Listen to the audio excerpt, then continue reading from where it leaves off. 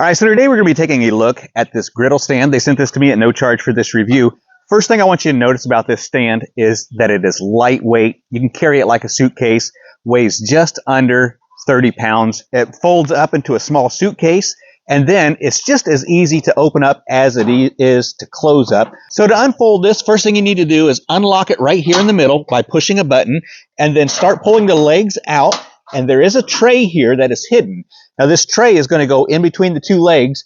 Now these are going to pop out, and I want you to listen to the lock. Now once you get it upright, you can put the middle shelf in. This middle shelf will actually hold 60 pounds. On the side here, you can put your paper towel holder. And then you've also got a little fold-out condiment tray where you can put your oils, salt and pepper, whatever else may want to go in there, a drink while you're cooking, or your choice. So the top of the griddle stand is going to hold about 300 pounds. The shelf is going to hold about 60 pounds. You got your paper towel holder. You got a magnetic strip here for your knives, your forks, or other utensils that you might want to hold there. And then you've also got a bottle opener, again, if you are having a couple drinks while you're out cooking. You got a nice handle here so that you can push, and you got a couple of swivel wheels on this back side. And I want you to notice just how this rolls across the concrete. No trouble at all.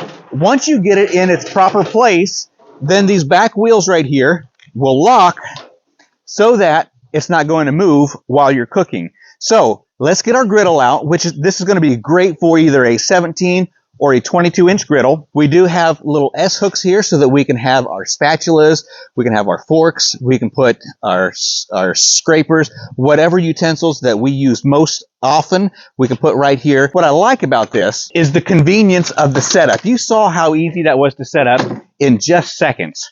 This right here is a Blackstone stand.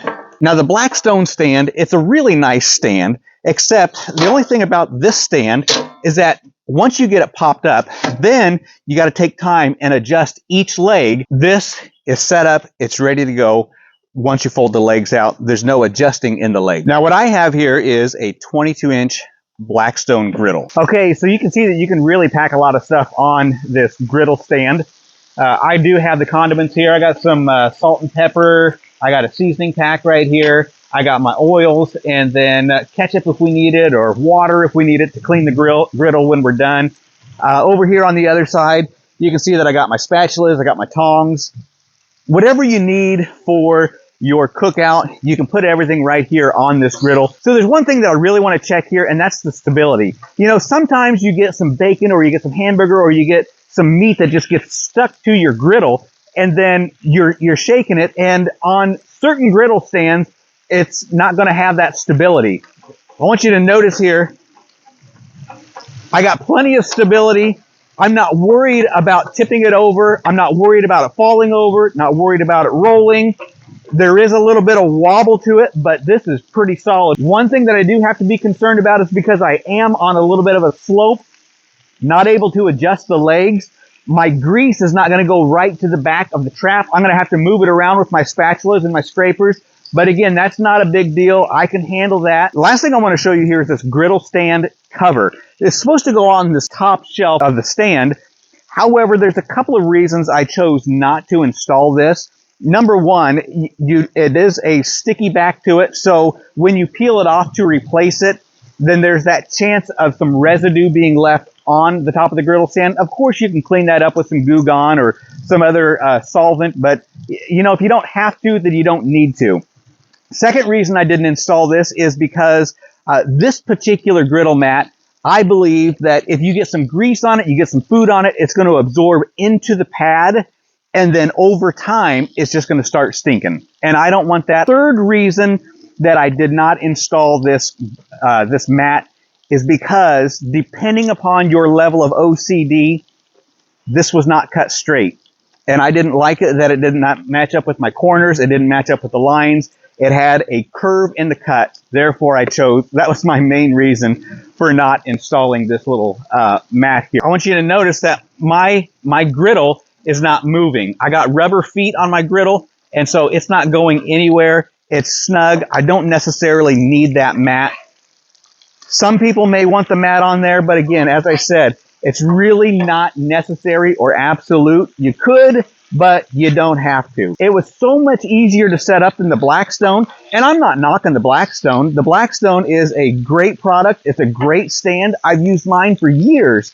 However, to just be able to fold the legs out, stand this up, and it's ready to go within a couple of seconds, that's where I'm at. When I'm ready to eat, I'm ready to eat. And getting the stand set up, I don't like to mess with each one of the legs to get that level. This one right here was a breeze.